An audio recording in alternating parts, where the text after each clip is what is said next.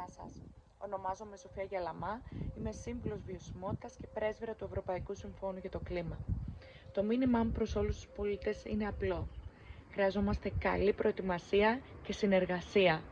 Να είμαστε σωστά ενημερωμένοι για να μπορέσουμε να εφαρμόσουμε τις επίσημες οδηγίες των αρχών σε μια έκτακτη ανάγκη. Να λειτουργούμε σαν κοινότητα, εφαρμόζοντας πρακτικές τύπου community check-in, ελέγχοντας αν η πιο ευάλωτη της γειτονιάς μας είναι ασφαλής σε περίοδους κρίσης. Να ξέρουμε τι κάνουμε ως γειτονιά μέσα από απλές ασκήσεις ετοιμότητας, ώστε να μπορέσουμε να αντιμετωπίσουμε μια έκτακτη ανάγκη. Η κλιματική κρίση μετράει θύματα και η προσαρμογή στην κλιματική αλλαγή δεν είναι επιλογή, είναι ανάγκη. Κάνε κάτι κι εσύ. Είμαι η Αυγή Μεταξά, ιδρύτρια της περιβαλλοντικής οργάνωσης Greek Eco Project. Η κλιματική κρίση είναι εδώ, τη ζούμε κάθε μέρα και κάθε χρόνο τη ζούμε και πιο έντονα. Καύσονες, πυρκαγιές, πλημμύρες επηρεάζουν τις ζωές μας, το περιβάλλον και τα ζώα που ζουν στο περιβάλλον.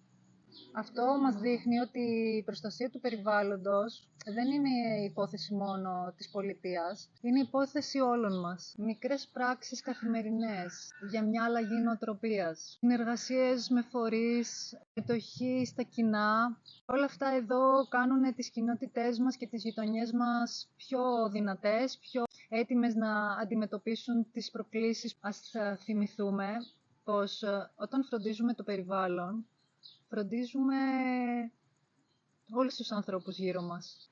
Η προστασία του περιβάλλοντος και η φροντίδα της φύσης είναι ευθύνη όλων μας. Η αλλαγή ξεκινάει από τον καθένα ατομικά και αυτό εδώ περνάει και στην κοινότητα. Γεια σας. Είμαι η Βίκη και είμαι Climate Pact Ambassador. Η Ευρωπαϊκή ημέρα μνήμης για τα θύματα της παγκόσμιας κλιματικής κρίσης θεωρώ πως είναι μια μέρα που δεν θα έπρεπε να υπάρχει.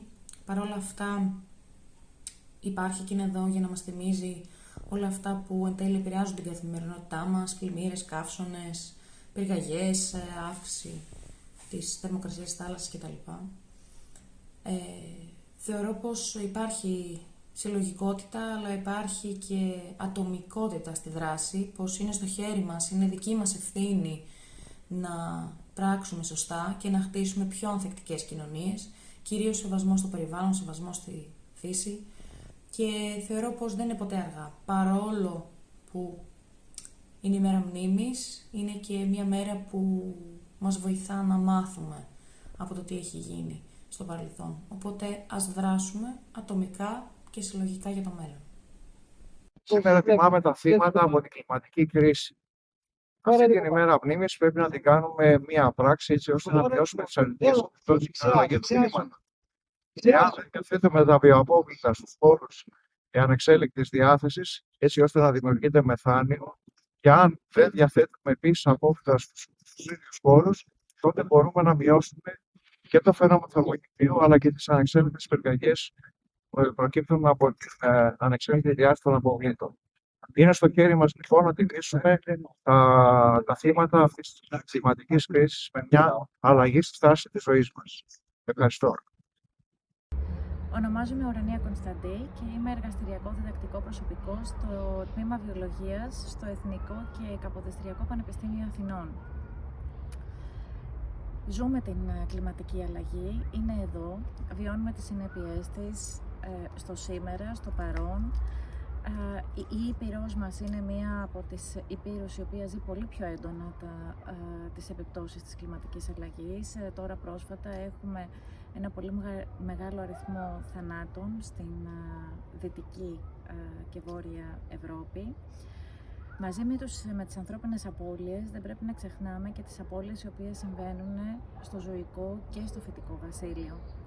Η φύση μέσω της εξελικτικής διαδικασίας έχει διατηρήσει τη ζωή για εκατομμύρια χρόνια πάνω στον πλανήτη. Όσο προσέχουμε τη φύση, θα μας προσέχει και εκείνη. Όλοι μαζί μπορεί να βάλει ο καθένας το μικρό του λιθαράκι, γιατί ένας υγιέστερος πλανήτης σημαίνει καλύτερη υγεία και ποιότητα ζωής και εξασφάλιση του κατάλληλου περιβάλλοντος για να επιβιώσουμε εμείς. Ονομάζομαι Λένια Παπά, είμαι μηχανικός και τα τελευταία χρόνια μελετώ στο πλαίσιο του δακτορικού μου πώς τα δάση μπορούν να αντέξουν την κλιματική κρίση. Η αλήθεια είναι ότι η κρίση δεν μας περιμένει, είναι ήδη εδώ και τη ζούμε. Η Ευρωπαϊκή ημέρα μνήμης δεν είναι απλώς μια στιγμή περισυλλογής. Είναι μια υπενθύμηση ευθύνης για τα δάση που κάηκαν, για τις ζωές που χάθηκαν και τις κοινότητες που άλλαξαν για πάντα. Το πιο σκληρό μάθημα όμως είναι ότι δεν είμαστε τόσο προετοιμασμένοι όσο νομίζουμε. Η ανθεκτικότητα δεν είναι απλώς μια λέξη. Είναι σχέδιο, συνεργασία, δράση πριν έρθει η επόμενη φωτιά και η επόμενη πλημμύρα.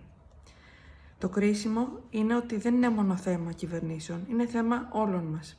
Πολίτες και κοινωνίες έχουμε ρόλο κάθε μέρα. Σήμερα δεν αρκεί να θυμόμαστε, πρέπει και να αλλάξουμε, γιατί το μέλλον δεν περιμένει. Είμαι η Μαριάννα Ράπου, γεωπόνος, αρχιτέκτονας τοπίου και πρέσβυρα του Ευρωπαϊκού Συμφώνου για το Κλίμα και έχω τη χαρά να βρίσκομαι σε ένα μικρό δασάκι. Ως αρχιτέκτονας τοπίου, η φύση είναι ο δάσκαλός μου και ξέρετε, στα δάση συμβαίνει κάτι μαγικό. Όταν πλησιάζει μία πυρκαγιά, τα δέντρα δεν απομονώνονται. Στέλνουν σήματα κινδύνου μέσα από τις ρίζες τους. Προειδοποιούν και προστατεύουν το ένα το άλλο. Η Ευρωπαϊκή ημέρα μνήμης για τα θύματα της κλιματικής κρίσης έρχεται να μας θυμίσει ακριβώς αυτό. Ότι η αλληλεγγύη είναι η απόλυτη ανάγκη της εποχής μας. Γιατί η ανθεκτικότητα για μια τοπική κοινωνία δεν είναι μόνο τα τεχνικά έργα ή οι νέες φυτεύσεις. Η ανθεκτικότητα σημαίνει η κοινωνία να γίνει ένα δίκτυο προστασίας. Να στηρίζει ο ένας τον άλλον στην καταστροφή και όλοι μαζί να χτίζουμε από την αρχή. Αν θέλουμε να έχουμε βιωσιμότητα, πρέπει να μάθουμε από το δάσος. Να λειτουργούμε σαν ένας ενιαίος οργανισμός, όπου η προστασία του διπλανού μας είναι η μόνη εγγύηση για τη δική μας επιβίωση.